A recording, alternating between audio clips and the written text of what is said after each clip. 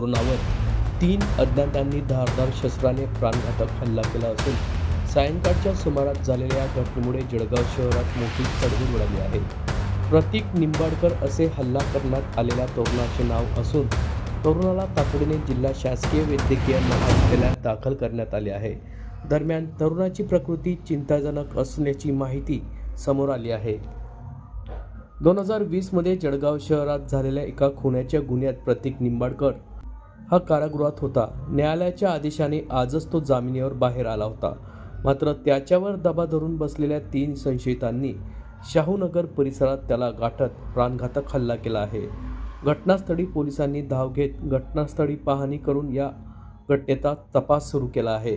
या घटनेबाबत पोलीस उपअधीक्षक संदीप गावित, जखमी तरुण प्रतीक निंबाडकर याचा भाऊ वैभव निंबाडकर यांनी याबाबत अधिक माहिती दिली आहे. जळगाव शहर पोलीस स्टेशनच्या हद्दीमधील शाहूनगर धैर्यम हॉटेलच्या ठिकाणी एक घटना घडलेली असून त्यामध्ये एक आजच जेलमधून सुटलेला प्रतीक निंबाडकर या तरुणावर हल्ला घडल्याची घटना घडलेली आहे. हा जो तरुण आहे प्रतीक निंबाडकर जळगाव शहर पोलीस स्टेशन येथेच 2020 साली एक मर्डरचा गुन्हा दाखल होता. त्यातील हा आरोपी आहे आणि आज तो जेलमधून 6 वाजता बाहेर पडलेला होता. त्यातील 2020 मधील जो मयत आहे त्याच्या काही नातेवाईकांनी ह्या आरोपीवर हल्ला केल्याची जो मयत आहे त्याच्या भावाने पोलिसांना सांगितलेलं आहे. त्याच्या भावाच्या तक्रारीवरून आता फिर्याद दाखल करण्याची प्रक्रिया सुरू आहे. त्यातील जे संशयित आरोपींची नावं त्यांच्या भावाने सांगितलेली आहेत. त्यांना शोध घेण्यासाठी पोलीस स्टेशनची टीम, LCBची टीम रवाना झालेली आहे. साधारणतः किती लोकांनी हल्ला केलेला आहे? त्याच्या भावाच्या सांगण्यावरून एक 3 ते 4 लोकांनी हल्ला केल्याची प्राथमिक माहिती आहे.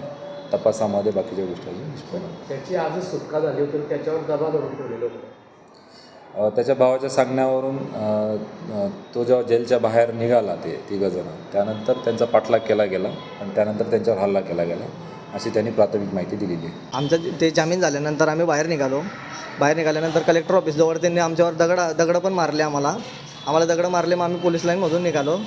काका म्हणे एक काम कर, इकडून टाक म्हणे, मोठ्या रस्त्याने नको टाकू, ते दगडं मारते कोणाला लागून जातील म्हणे.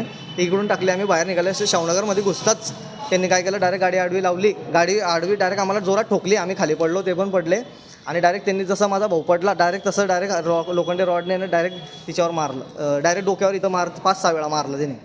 आणि त्याच्यासोबत एक मुलगा पण होता, गाडी चालवत, त्या माणसाचा मुलगा होता. त्यांनी पण दगडं मारले, आम्हाला पण मारले आणि त्याच्या अंगावर पण मारले माझ्या भावाच्या. किती लोक या ठिकाणी होतं आणि आपल्या भावाचं नाव काय?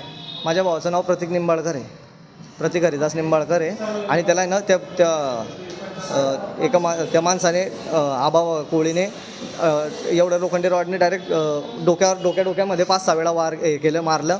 आणि त्याचा मुलगा आहे ना आम्हाला दगडं मारत होता. मग आम्ही सोडवायला गेले तर डायरेक्ट त्याने आम्हाला पण लाथाबुक्क्यांनी मारलं आणि वडिलांना पण मारायला लागला. मग वडिलांनी मागं पळायला लागले तर तो म्हणे मारूनच टाकतो म्हणे, मी याला मारूनच टाकतो म्हणे, तुम्ही आम्हाला मारलं म्हणे, आमचं नाव घेता म्हणे, आमच्या नादी लागता, बदला खून असं म्हणत होतो आणि मारत होता. मग आम्ही गेले मध्ये. मग त्याने मला पण असं रॉड फिरवला मारायला. मग मी मागं सरकलो, गाडी उचलली, म्हटलं काय करू, कंप्लेंट करू, असं झालं. किती वाजता घडली? ही 6:30च्या दरम्यान.